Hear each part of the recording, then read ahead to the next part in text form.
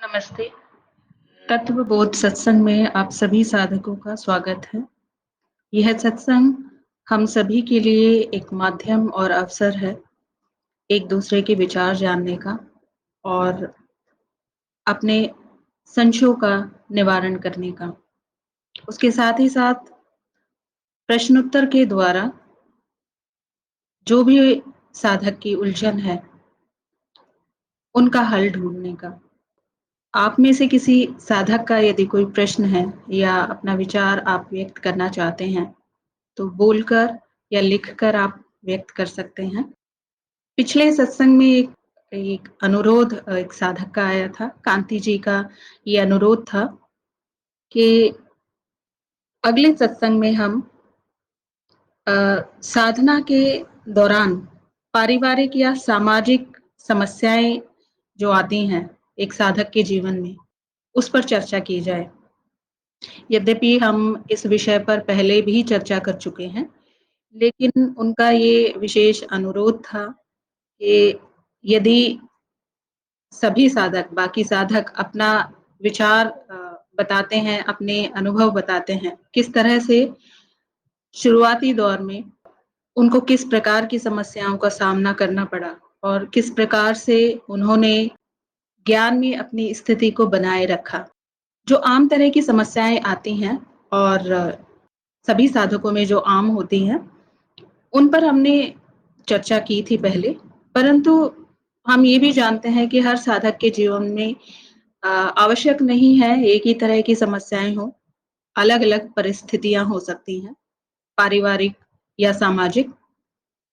तो यदि किसी साधक का कोई विचार इसमें आप व्यक्त करना चाहते हैं या कोई प्रश्न हो, तो यहाँ पर हम उस पर चर्चा कर सकते हैं। मुझे लगता है कांति जी सत्संग से नहीं जुड़ी हैं।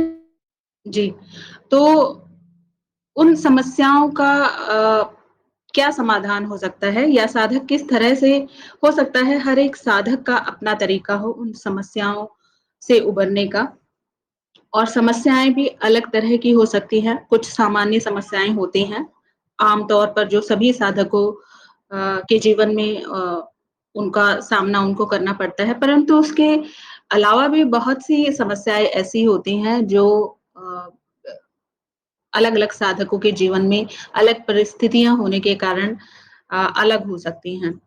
तो किस प्रकार से इस तरह की समस्याओं का समाधान किया जा सकता है? उनका ये भी कहना था कि ज्ञान की बातें तो होती ही रहती हैं, परंतु जब वास्तव में एक साधक अध्यात्म में प्रगति करता है, तो जीवन में जो परिवर्तन आते हैं, उन परिवर्तन के साथ सामंजस्य स्थापित करना और परिवार और समाज में अ, उन परिवर्तनों के अनुरूप साधक की जो स्थिति होती है, उसका क्या समाधान हो सकता है या किस तरह से एक साधक अ, उनका सामना कर सकता है? तो इसके विषय में यदि कोई बताना चाहे, तो हम इस पर बात कर सकते हैं। ऐसा कहा जाता है कि अध्यात्म का जो मार्ग है, चाहे वो कोई भी मार्ग हो, ज्ञान मार्ग के अतिरिक्त यदि कोई और मार्ग भी है, तो एक साधक के जीवन में बहुत तरह की समस्याओं का सामना उसको करना पड़ता है। दूसरे तरह के मार्गों में अलग-अलग तरह की साधनाएँ होती हैं। अध्यात्म को लेकर ही एक सामान्य दृष्टिकोण है समाज में, वो सकारात्मक दृष्टिकोण नहीं है, अधिकतर व्यक्तियों का।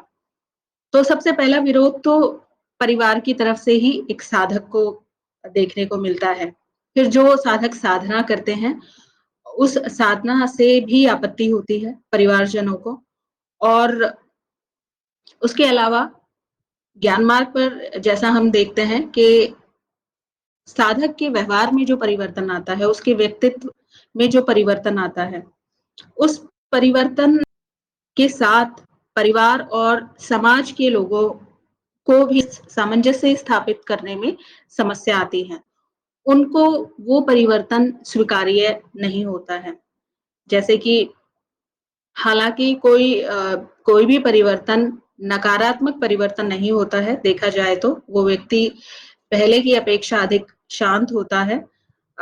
किसी व्यक्ति को किसी प्रकार का कोई किस प्रकार की हानि पहुँचाने की उसकी इच्छा नहीं होती है, मंशा नहीं होती है और उसकी प्रतिक्रिया भी पहले की अपेक्षा अधिक संतुलित होती हैं, लेकिन फिर भी एक विरोध का सामना करना पड़ता है साधक को।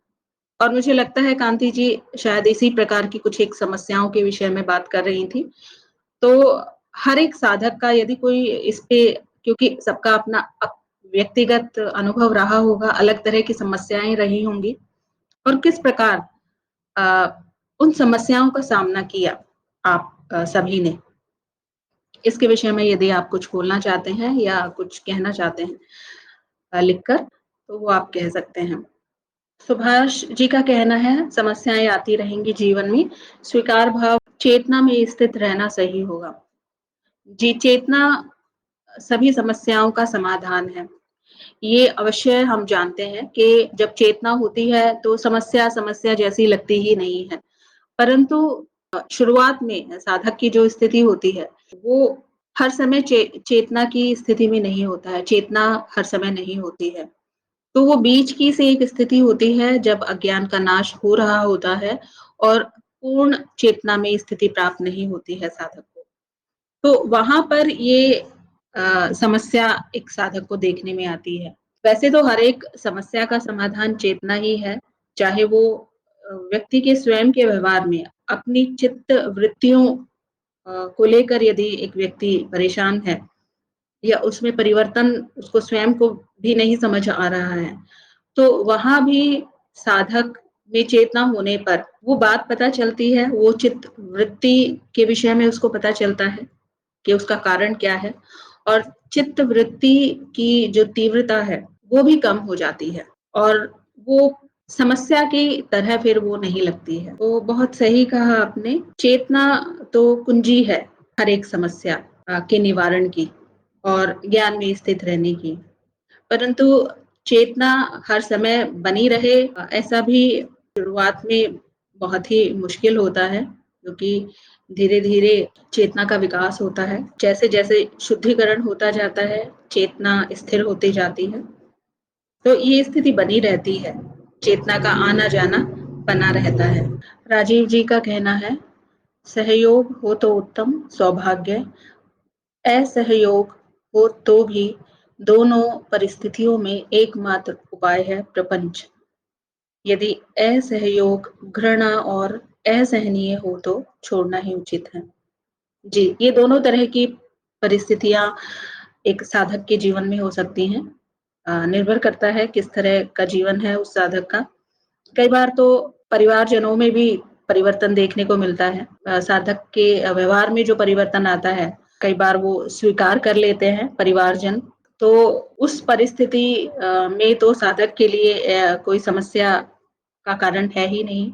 परंतु कई बार स्थिति ऐसी होती है कि परिवार के सदस्यों के लिए वो परिवर्तन बहुत ही अनपेक्षित सा होता है और स्वीकार्य नहीं होता है और असहयोग और जैसा आपने कहा घृणा और बहुत कटुता वहाँ पर संबंधों में आ जाती है और ऐसी स्थिति में जहाँ पर उसका कोई समाधान नहीं दिखता है, तो छोड़ना ही उचित है क्योंकि वहाँ पर अज्ञान इतना अधिक है, आप उसको परिवर्तित नहीं कर सकते हैं, उनके अज्ञान का नाश नहीं कर सकते हैं। एक सीमा तक आप प्रयास कर सकते हैं अज्ञान के नाश के लिए, परंतु एक सीमा तक ही वो आप कर सकते हैं। पूर्णतः अज्ञान का नाश आप दूसरे व्यक्ति में नहीं अगर करने में सक्षम होते हैं, तो वहाँ पर ऐसे अज्ञान पूर्ण संबंध को छोड़ना ही उचित है और जो भी अनावश्यक है साधक के जीवन में वो स्वतः ही छूट जाता है। उसमें संबंध भी हैं, संबंध छूटते हैं। एक साधक को बहुत ही दृढ़ होने की आवश्यकता होती है क्योंकि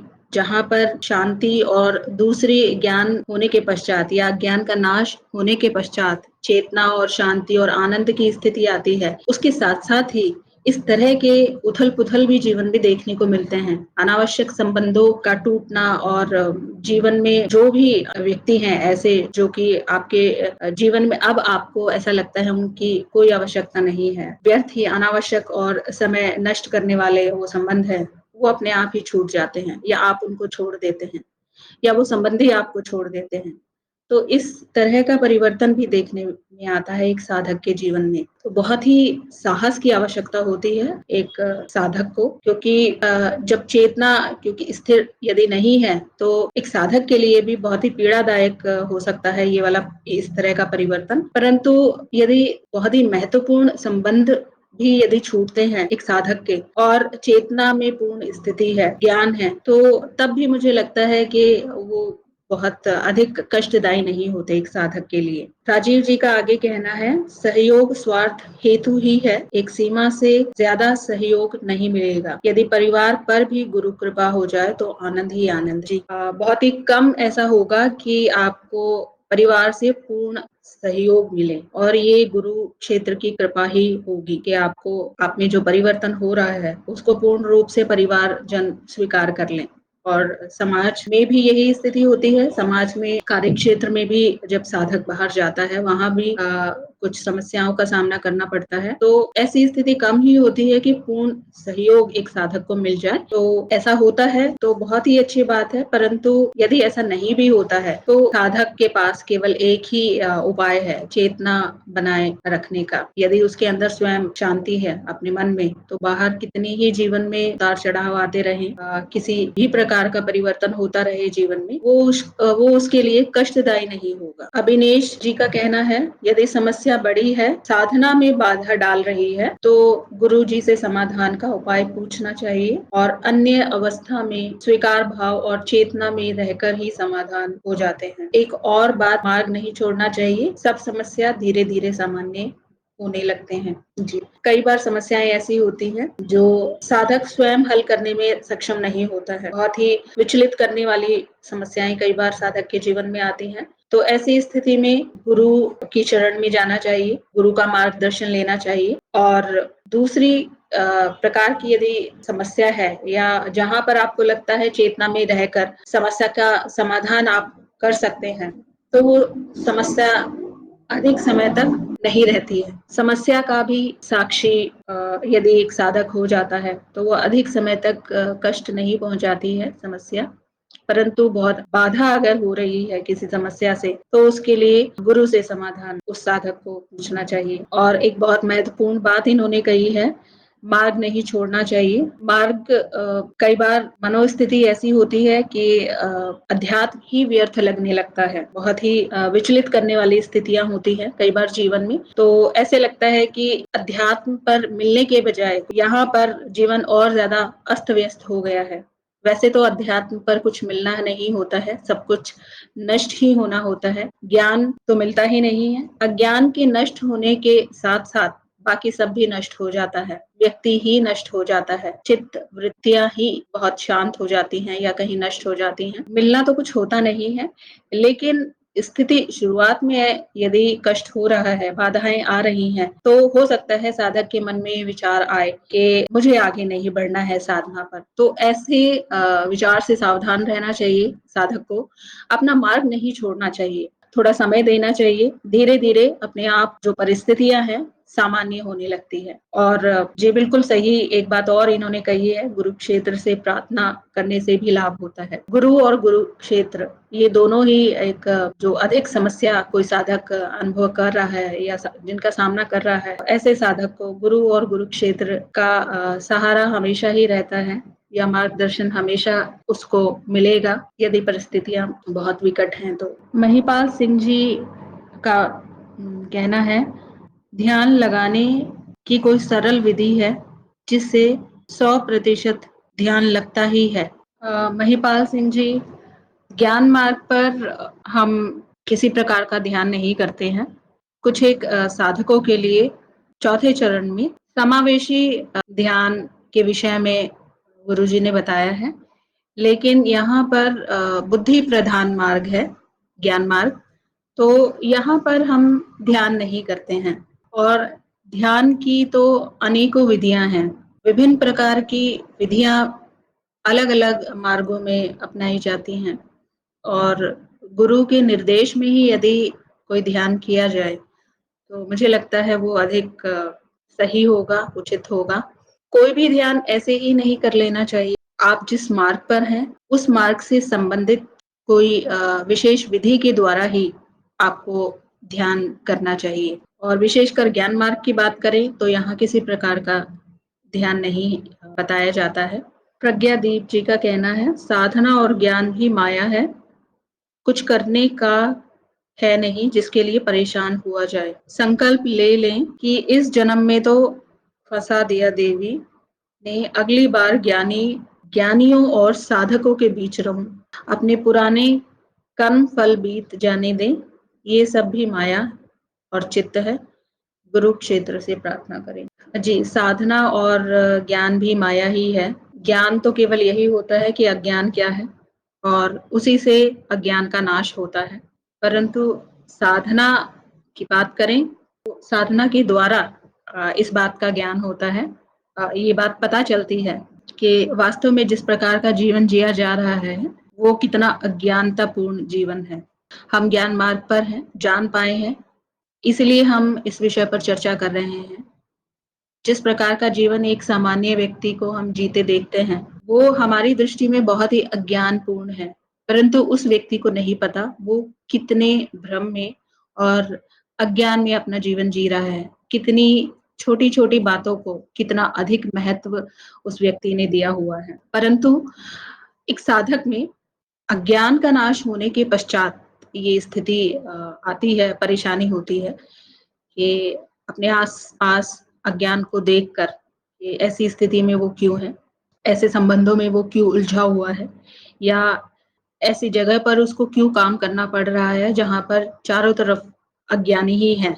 तो ये सब भी देखिए कर्म फल कह लें या फिर जीव के अनुभव हैं, ये भी अनुभव ही है एक प्रकार के, अज्ञान भी एक अनुभव ही है और कृपा होने पर ये ज्ञान होता है, अज्ञान का नाश होता है और फिर कर्म फल जो है वो स्वतः ही अपने आप नष्ट होते जाते हैं, अधिक तीव्रता से नष्ट होते हैं, मुझे ऐसा लगता है। और संकल्प शक्ति से ये आप अपने लिए कर सकते हैं कि अगले बार आप अज्ञानियों के बीच ना आए या दोबारा से जन्म ही ना लें। इतना आप अपने लिए कर सकते हैं और ये बहुत बड़ी बात है। सत्य पता चल जाने के बाद, अज्ञान का नाश होने के पश्चात, हो जाने के पश्चात, आप में ये स्वतंत्रता आ जाती है। आप स्वयं निर्धारण कर पाते हैं अपने अगले जीवन का। क्योंकि वहाँ पर आपके जो विचार हैं, वो यंत्रवत नहीं चलते हैं। वो विचार जो आपके कर्मों को निर्धारित कर रहे हैं, आप में एक विशेष प्रकार की स्मृतियों का जो ढेर लगता जा रहा है, अज्ञानतावश, यंत्रवत, वो अब नहीं होगा। अब आप संकल्प कर सकते हैं, स्वतंत्रता पूर्वक ये निश्चय कर सकते हैं, यदि मैं अगले जन्म में भी मुझे आना है, तो मैं इन गुणों के साथ जन्म लूँ और ज्ञानियों के बीच ही, साधकों के बीच ही जन्म लूँ। और ये बात भी आपने सही कही, पुराने कर्म फल बीत बीत जाने दें, क्योंकि जाने कितने शताब्दियों से ये अज्ञान जमा हुआ है। ऐसा प्रतीत होता है हमें कि इस जन्म में कृपा हुई है, अज्ञान का नाश हुआ है, लेकिन कर्म फल तो पुराने अभी बचे हैं, जो इकट्ठा हुए हैं, कर्मों का पहाड़ है, वो धीरे-धीरे नष्ट होगा। नष्ट होने की गति भी इस बात पर निर्भर करती है कि आपकी ज्ञान में स्थिति कैसी है। जितनी अधिक चेतना होगी और ये ज्ञान होगा कि ये कर्म मेरे नहीं हैं, यही बात आपको उन कर्मों से भी मुक्त कर देती है। और माया और चित्त क्या है, इसका ज्ञान जब साधक को होता है, जैसे कि ज्ञान मार्ग पर बहुत ही शुरुआत में एक साधक को इसका ज्ञान हो जाता है माया के विषय में, चित्त के विषय में, तो वो अपने आप को माया से और चित्त से अलग करके देख पाता है। वहाँ अहम की स्थिति स्वयं पर होती है, अनुभवकर्ता पर होती है। माया, माया से संबंधित जितने भी अनुभव हैं या फिर चित्त की जो वृत्तियाँ हैं, वो भी एक तरह की माया ही है। उनके साथ अपने आप को ना जोड़कर वो अपने स्वरूप में स्थित होता है साधक, और ऐसी स्थिति में वो पूर्ण स्वतंत्र होता है। उसके विचार स्वतंत्र होते हैं, यंत्रवत नहीं होते हैं और उसके पास ये भी स्वतंत्रता होती है कि आगे से वो इस प्रकार का कोई भी कर्म ना करे, कोई ऐसा विचार ना लाए, जिससे कि उसे अगले जीवन में या फिर ऐसी स्मृतियों के साथ वो अपने इस शरीर को ये शरीर छूटे कि अगली बार उसको अज्ञानियों के बीच जन्म लेना पड़े। महिपाल जी का जो प्रश्न है यहाँ पर कि ध्यान लगाने की कोई सरल विधि यदि है जिससे 100% ध्यान लगता ही है, इसके विषय में यदि कोई कुछ कहना चाहे, ध्यान वास्तव में है क्या? ध्यान क्यों लगाया जाता है? किस लिए लगाया जाता है? यदि इसके विषय में कोई अपने विचार व्यक्त करना चाहे, कि मुझे लगता है इस प्रश्न से ही लग रहा है महिपाल जी ज्ञान मार्ग पर शायद नहीं है, क्योंकि यदि ज्ञान मार्ग पर होते तो ध्यान की बात नहीं करते, क्योंकि शुरुआत में ही गुरुजी हमें बता देते हैं यहाँ पर मार्गहीन मार्ग है। यहाँ पर ध्यान के द्वारा सत्य को नहीं जाना जाता है, बुद्धि के द्वारा, तर्क और विश्लेषण के द्वारा सत्य तक पहुंचा जाता है और अंत में यही पता चलता है। सत्य की खोज से शुरुआत अवश्य होती है, सत्य जानना है, स्वयं को जानना है, परंतु अंत में यही पता चलता है सत्य क्या है वो जाना नहीं जा सकता। मैं क्या हूँ उसमें स्थिति प्राप्त होती है, उसको भी जाना नहीं जा सकता। कुछ भी जाना नहीं जा सकता, ना तो माया को जाना जा सकता है, ना चित्त को जाना जा सकता है। बस ज्ञान यही होता है कि कुछ भी नहीं जाना जा सकता, परंतु वहां पर चित्त शांत हो जाता है।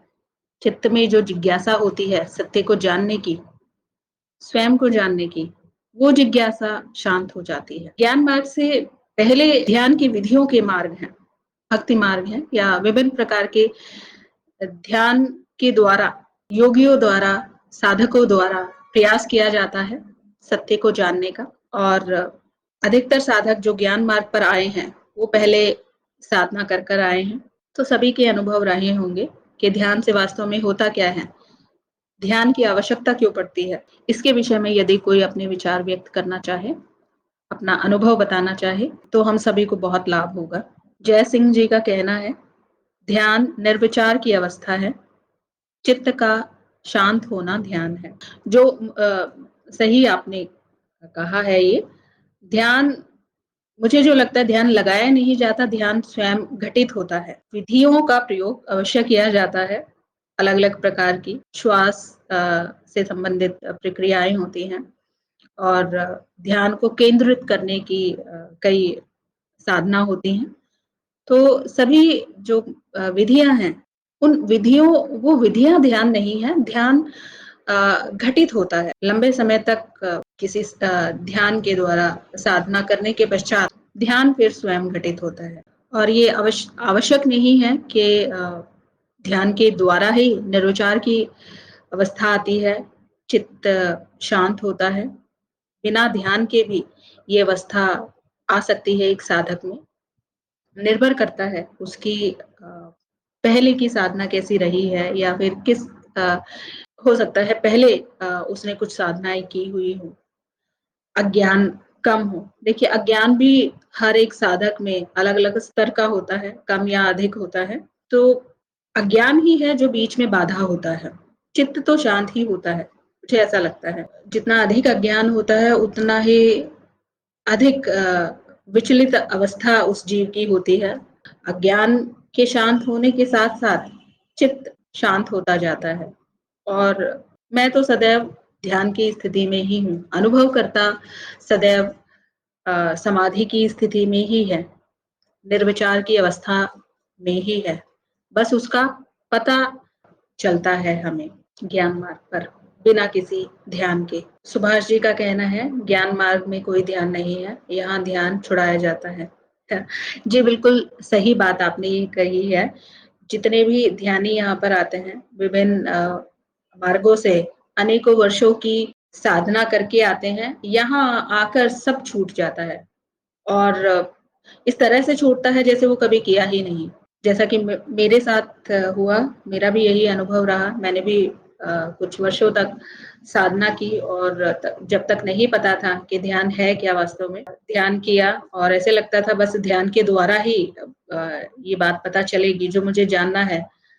परंतु ज्ञान मार्ग पर आने के पश्चात जो बात जिस तरह से पता चला, अज्ञान का नाश हुआ, वो सारा जो प्रयत्न था ध्यान का, वो अर्थहीन सा लगता है अब। उसका अब अधिक कोई मूल्य लगता नहीं है। तो जब तक ये बात नहीं पता चलती है, तो ध्यान महत्वपूर्ण लगता है। ये भी एक स्थिति होती है या अवस्था होती है साधक के जीवन में, और मुझे लगता है इन स्थितियों से होकर ही साधक के जीवन में वो स्थिति आती है जब वो तैयार होता है ज्ञान मार्ग के लिए, और बुद्धि द्वारा, तर्क और विश्लेषण के द्वारा स्वतः ही उसको ये बात प्रकट हो जाती है, या उसको इस बात का ज्ञान हो जाता है कि वास्तव में ध्यान है क्या? जिसको वो ध्यान समझ रहा था, ध्यान वो नहीं है, ध्यान कुछ और है। जी, ध्यान छोड़ने के बाद ध्यान होने लगता है।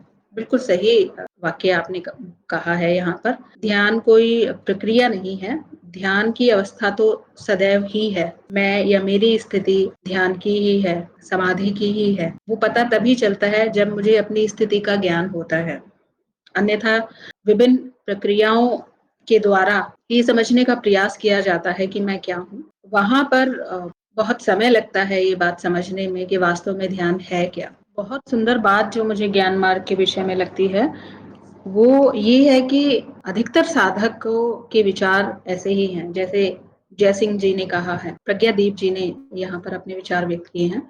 जो भी ज्ञान मार्ग में चौथे या उससे बाद वाले चरणों में है साधक, वो ज्ञान इतना दृढ़ होता है कि वास्तव में ध्यान है क्या, वास्तव में माया क्या है, वास्तव में चित्त क्या है। दूसरे मार्गों के माध्यम से यदि माया को, चित्त को समझने का प्रयास किया जाए तो बहुत अधिक समय, वर्षों का समय लगता है। यदि एक किसी मार्ग के साधक जो कि बहुत वर्षों से साधना कर रहा है, आप उसको सीधा ये कहें कि ये ध्यान करने से कोई लाभ नहीं है। जो लक्ष्य है अध्यात्म का, वो इस प्रकार ध्यान करने से पूर्ण नहीं होगा। ये बुद्धि के द्वारा जाना जा सकता है। तो ये बात हो सकता है उस साधक को स्वीकार्य ना हो। बहुत ही असंभव सी बात उसे लगेगी कि बिना कुछ किए किस प्रकार से मैं सत्य को जान सकता हूँ, या फिर स्वयं को जान सकता हूँ, बुद्धि के द्वारा कैसे।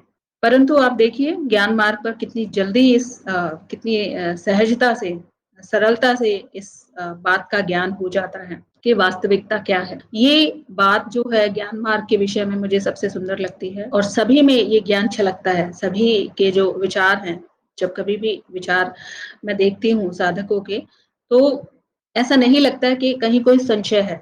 हर एक साधक को ये पूर्ण निश्चित रूप से पता है कि वास्तव में ध्यान क्या है, माया क्या है, चित्त क्या है, कर्म क्या है। सत्संग का समय हो गया है, हम सत्संग को यहीं समाप्त करेंगे। सत्संग से जुड़ने के लिए आप सभी साधकों का बहुत बहुत धन्यवाद।